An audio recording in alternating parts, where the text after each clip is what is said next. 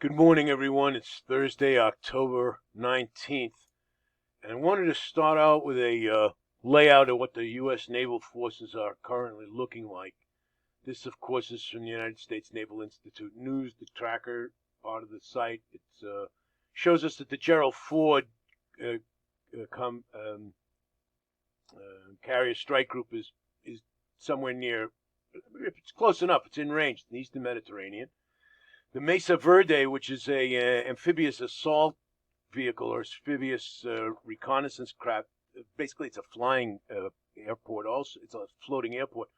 It's got a battalion of Marines on it. It's got one or two of those hydrofoil giant landing craft, 5 giant Seahawk helicopters, probably just for the purpose of emergency, in the need of emergency evacuation. They're not going to be setting any feet down around here on any battleground. The Eisenhower is probably getting close to the Azores, and it'll take another, 10, 12 days to get somewhere also in the Eastern Med. And also not on the map is the USS Mount Whitney, which left the port of Gaeta between Rome and Naples this morning. This is the Navy's most sophisticated command, control, and communications and intelligence gathering vessel. It'll keep. Well, you get the idea. You get the idea of what's coming. Which brings me to the point of, the reason, or a good reason for waiting for the full force of the United States Navy to arrive in the theater is it's obvious. It's obvious these are hugely powerful, enormous, and useful assets, particularly in the type of warfare we're going to be looking at. And the longer we can put off engaging the enemy, the sooner the U.S. Navy will be where it needs to be. But it is nerve-wracking. It's stressful. It's hard to take. It's a very, very odd and uncomfortable quiet before the storm. But it's necessary because the troops are spending this time familiarizing themselves with whatever plans they've got, and the more time they spend at this, the better it is. So it's win-win. The time is on our side, and that's a good thing. I just wanted to show you a couple of pictures.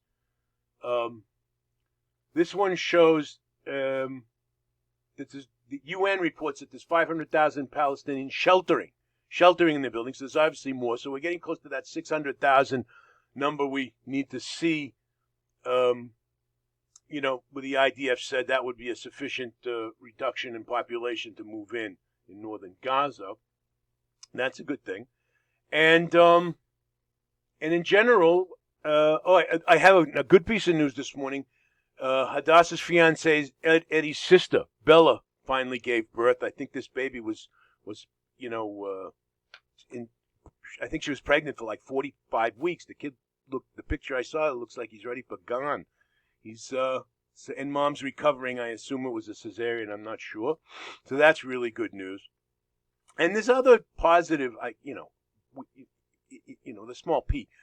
The banks have been advertising that they're waiving the interest and the principal payments on mortgages for soldiers and internal refugees for the next 5 months.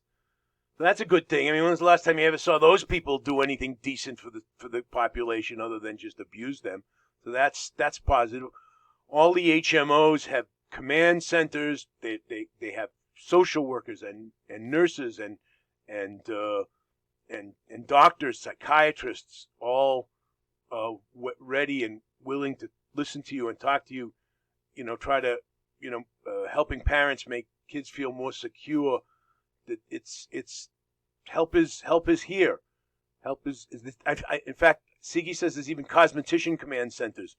Your nails, hair, hair removal, the essentials. There's a lot of no cost availability of many goods and services, and so that's a positive thing, at some level. And then finally, I just want to end on this story that Sigi made me aware of yesterday that I really found hard to believe. I guess I'm a little bit jaded at this point. I thought this was ridiculous at first. I thought she was an actress. Frankly, I thought she was an actress, a put-up job from from the propaganda department, but apparently not. It's a true story. Look up Rachel Edry. I won't read you the whole story, but it's remarkable. It's remarkable for its either for her amazing courage or what I still feel may be maybe an amazing sense of idiocy. But in either event, all I can tell you is I'll just end on this one note. She pacified. She literally pacified armed attackers in her own home, protected herself and her husband, eventually leading to the killing of those people. And she did it by being this typical Jewish grandmother. Nemabissel, eat. You must be hungry now. Incredible. It's an incredible story, and there are bakeries all over the country selling Rachel Edry cookies. So on that bizarre note, I just leave you all, with the wish to stay informed, stay strong, and stay in touch. Talk to you soon. Bye-bye for now.